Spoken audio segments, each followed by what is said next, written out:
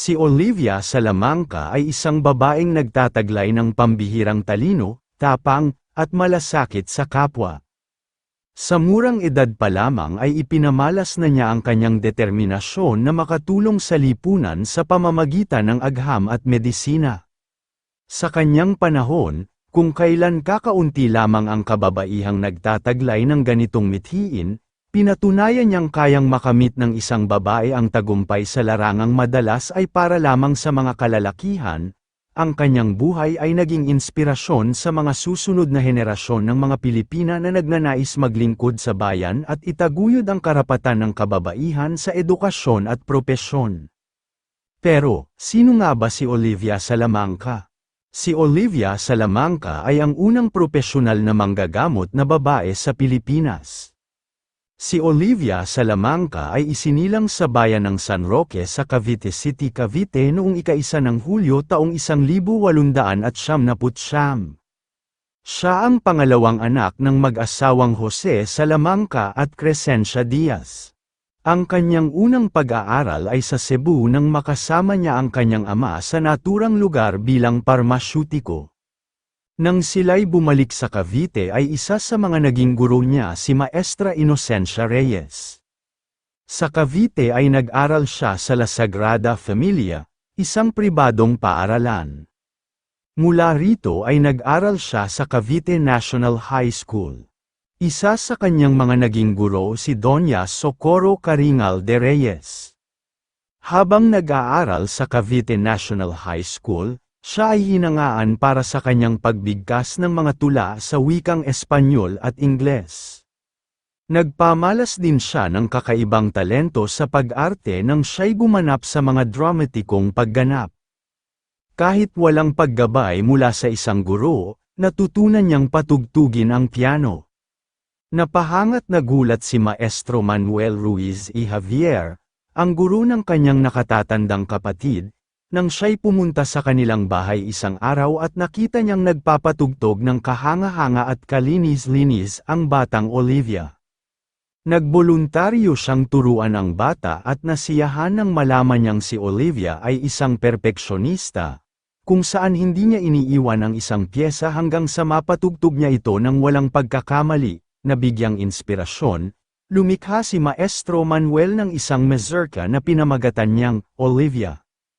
Noong 1905 ay kumuha siya ng pagsusulit at nakapasa kung kaya nakasama siya sa 37 Pilipinong mga mag-aaral, kilala bilang mga pensyonado, na napili ng pamahalaang Pilipino sa ilalim ng batas pensyonado upang mag-aral sa Estados Unidos. Gusto niya sanang mag-aral para maging guro ngunit nagbago ang kanyang isip at nag-aral ng medisina sa Drexel Institute of Technology. Lumipat siya sa St. Paul sa Minnesota, ngunit, hindi niya tinapos ang pag-aaral niya rito at nanatili lamang ng 1 taon. Noong 1906, lumipat siya sa Women's Medical College of Pennsylvania sa Philadelphia at nagtapos rito noong ika-1 ng Hunyo taong 1910.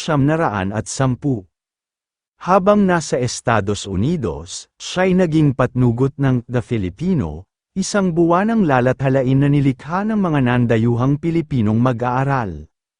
Nang kumuha siya ng eksaminasyon para sa serbisyong sibil sa Estados Unidos noong 1910 ay nakapasa ito. Binigyan siya ng Hero's Welcome nang bumalik siya ng Pilipinas noong Hulyo taong 1910. Sa kanyang pagbabalik sa Pilipinas noong Hulyo taong 1910, pinagtuunan niya ng pansin ang sakit na tuberculosis.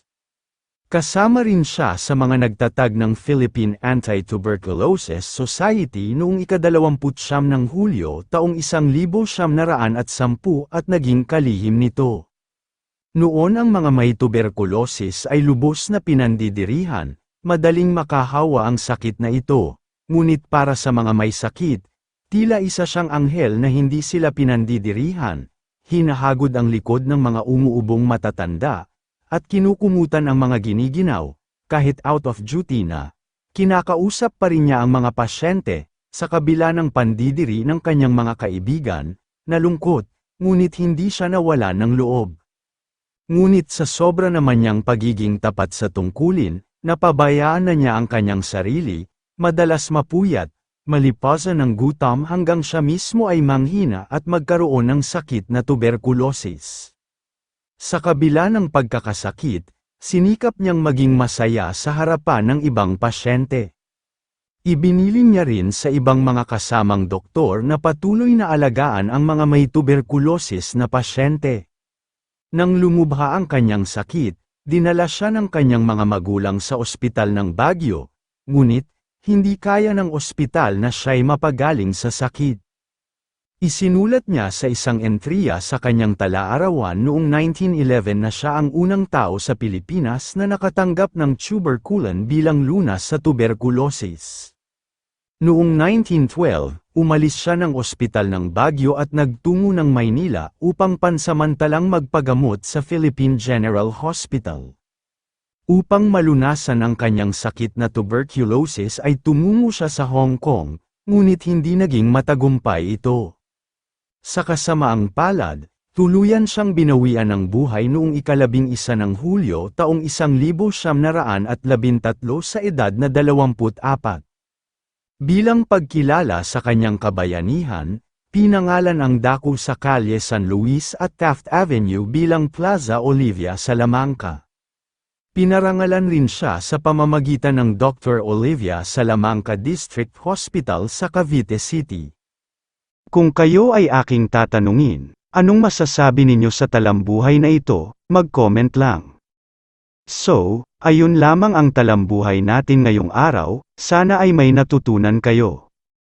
Huwag na rin kalimutang mag-like at mag-subscribe para maging updated sa mga panibagong video. Maraming salamat po.